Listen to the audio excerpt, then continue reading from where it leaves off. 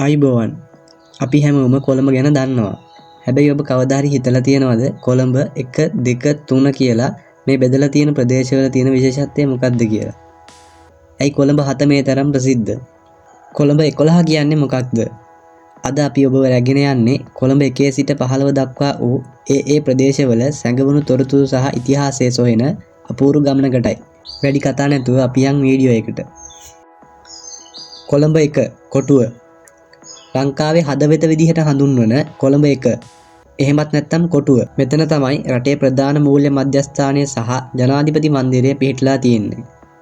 කොළඹ 2 කොම්පඤ්ඤවීදිය. කොළඹ 2 එහෙමත් නැත්නම් slave island. ලන්දේසි යුගයේදී වහලුන් රඳවා තැබූ දූපතක් වූ නිසා මේ නම ලැබුණත් අද මෙය සුපිරි හෝටල් සහ ව්‍යාපාරික ගොඩනැගිලි වලින් පිරුණු දියුණු ප්‍රදේශයක්. කොළඹ 3 කොල්ලුපිටිය. කොළඹ 3 කියන්නේ තානාපති කාර්යාල සහ සුපිරි වෙළඳ සංකීර්ණ වලින් පිරි අධි සුඛෝපභෝගී ප්‍රදේශයක්. කොළඹ නගරයේ වඩාත්ම කාර්යබහුල කලාපයක් විදිහට මේ හඳුන්වන්න පුළුවන්. කොළඹ 4 බම්බලපිටිය. මැජෙස්ටික් සිටි වැනි ප්‍රසිද්ධ සාප්පු සංකීර්ණ සහ විශාල පාසල් රාශියක් පිහිටා තියෙන්නේ කොළඹ 4 කලාපයේ. කොළඹ 5 හා 6 කිරුළපන සහ වැල්ලවත්ත. නේවාසික ප්‍රදේශයක් වන කොළඹ 5 සහ මුහුදු තීරයට මායිම් වූ ඉතාමත් ජනාකීර්ණ සහ වෙළඳ නේවාසික කලාපයක් වන වැල්ලවත්ත හෙවත් කොළඹ 6 අපට හමු වෙනවා. කොළඹ 7 කුරුඳුවත්ත. ලංකාවේ ප්‍රභූපන්තිය වෙසෙන වඩාත්ම වටිනාකම වැඩි ප්‍රදේශය තමයි කොළඹ 7. අතීතයේ මෙහි කුරුඳු වගා කර තිබුණු නිසයි මේ නම ලැබිලා තියෙන්නේ. නිදහස් චතුරස්‍රය සහ ජාතික කෞතුකාගාරය පිහිටලා ඇත්තෙත් මේ ප්‍රදේශයේමයි. කොළඹ 8 බොරැල්ල.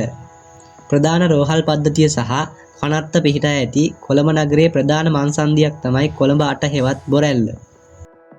කොළඹ 9 සිට 12 දක්වා දෙමටගොඩ, මරදාන, පිටකොටුව සහ අලුත්කඩේ. කොළඹ 9 සහ 10 දුම්රිය ප්‍රවාහනයේ කේන්ද්‍රස්ථානය වන අතර කොළඹ 11 හෙවත් පිටකොටුව ලංකාවේ විශාලතම වෙළඳ මධ්‍යස්ථානයයි. කොළඹ 12 අලුත්කඩේ ප්‍රදේශය අධිකරණ පද්ධතියට සහ නීතිඥ වෘත්තියට වෙන් වූ කලාපයයි. කොළඹ 13, 14 සහ 15 කොටහේන, ග්‍රෑන්ඩ් පාස් සහ මෝදර. ආගමික සහ ඓතිහාසික වැදගත්කමක් ඇති කොටහේන සහ ග්‍රෑන්ඩ් පාස් පසු කළ විට අපට හමුවන්නේ කොළඹ උතුරු කෙළවර වන මෝදරයි. මෙය දීවර කර්මාන්තයට සහ නේවාසික පරිසරයට ප්‍රසිද්ධියක් උසුලනවා. ඉතින් මේ කලාප 15 අතරින් ඔබ වඩාත්ම කැමති හෝ ඔබ ජීවත් වන ප්‍රදේශය කුමක්ද? පහලින් කමෙන්ට් කරන්න.